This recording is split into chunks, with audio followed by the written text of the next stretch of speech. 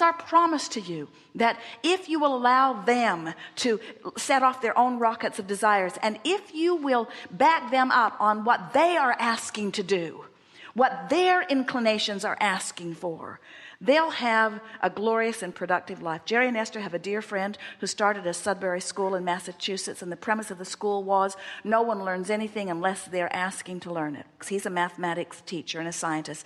He can teach a person who wants to know mathematics from the beginning of addition and subtraction all the way through to the most complicated in less than a year. He is amazed that it is strung out over so many years. If someone wants to know, the next logical question unfolds, the next logical question unfolds, and if they're asking, the answers make sense. But when you're trying to cram answers into people's heads who aren't asking the questions, when you give answers before the question is ripe, the answer doesn't make any sense. So then it just becomes this memorization process.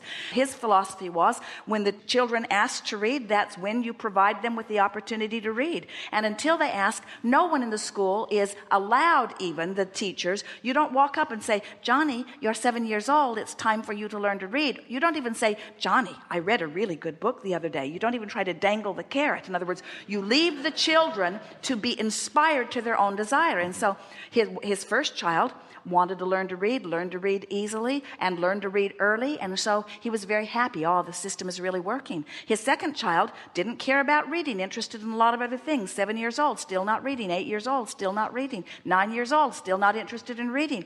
Family members are starting to panic. The community is starting to rumble a little bit.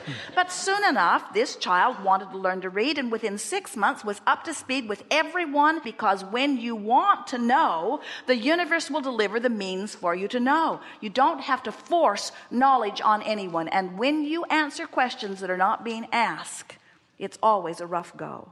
And then you grow up and you say, I'm not free, and I didn't get to do what I wanted to do, and I was robbed of my childhood, and I have these parental issues. And your parents have issues too, because they thought that it was their job to force you to do stuff you didn't want to do, and you were all miserable, and now you all hate each other.